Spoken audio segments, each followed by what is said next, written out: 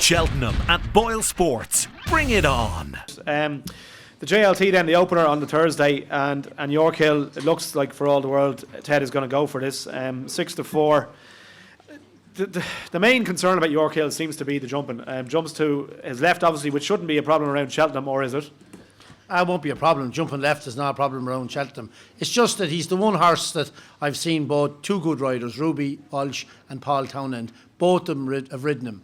And both of them looked to me like that they weren't the boss, that Yorkhill was doing what he wanted to do. And I'd be just worried that he might just be tanking along at the price he is now. I mean, I think he'll win, but I wouldn't be backing him at 6-4 and 5-4 with them little lifts. Does he want a strongly run race then to kind of get the best out of it? Concentration? I don't know. He just wants to behave himself. He was acting a maggot when he won at Leopardstown the last day. He was letting fly at the wing and getting in. Now, he's a great leper. I saw him school the other day. He wasn't great on the two fences going away from the stands and took a bit of a chance at the first down the back. But he jumped the next 5 or 6 brilliantly. He's a great leper. If he just drops his head down to it and does what he done this time last year, he'll win. Yeah. But if he's the free son of a gun that was in Liverpool, hauling and dragging at Paul Townend, he won't win. And I mean, it depends on how things work out for him. But I think he's the best horse. Okay. But I just think he's out attitude. He's a great leper, gets a little bit high behind, but I just think he has a funny old way of doing things at times. What about Robbie? What's it like? What's it like to ride a horse that's just mind of his own and says, "Look, I'm looking after you. You can sit there and hang on for dear life." Well, Ted was saying earlier on that a fall doesn't do anybody any good. A fall just might have crowned this sad because he's ignorant. He's not paying attention to what he's doing. If he'd have gone down someday in Leopardstown the day he won the Grade 2 and turned upside down, it might have been the making of him. Okay, give him a fight like him. That he'd just back off a little bit more and pay a bit more attention to what he's doing. You talk about Undersow as a free-going horse and he used to go down to fences. He was always looking at what he was doing. Same as Min, he paid much more attention over fences than hurdles. This lad doesn't.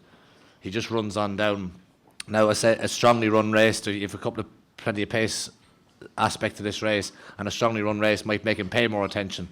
But I'd just love to see him think a little bit more. He's not, as Ted said, he's not a bad jumper. He's well able to jump, but he's just not using his brain. How do you train a horse like that, Joseph? I mean, like, is there anything you can do? That's just the personality. Yeah, it is, and I suppose you'd be hoping that the occasion wouldn't weigh him up even more. But there's absolutely no doubt in the horse's ability.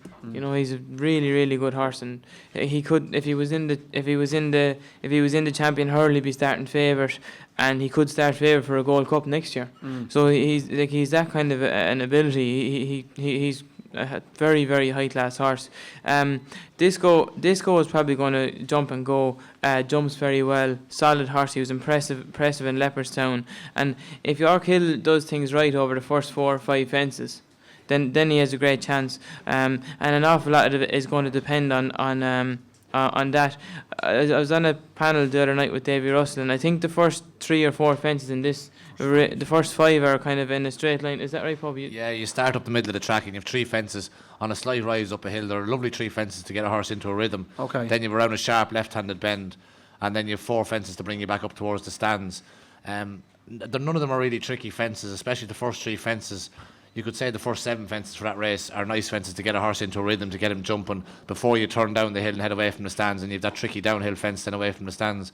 And I say, if you got into a rhythm over them fences, then, because if he does jump around, he wins. Okay. So just depends what form he's in. It just depends. If you want to go back at him at 6-4 for a clear round, that's up to yourself. Yeah. Okay. BoyleSports will give you money back if your horse finished 2nd or 3rd to the SP favourite, or if your horse falls at the first or last jump on every race at Cheltenham.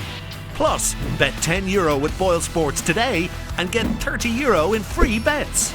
Cheltenham at BoyleSports. Bring it on.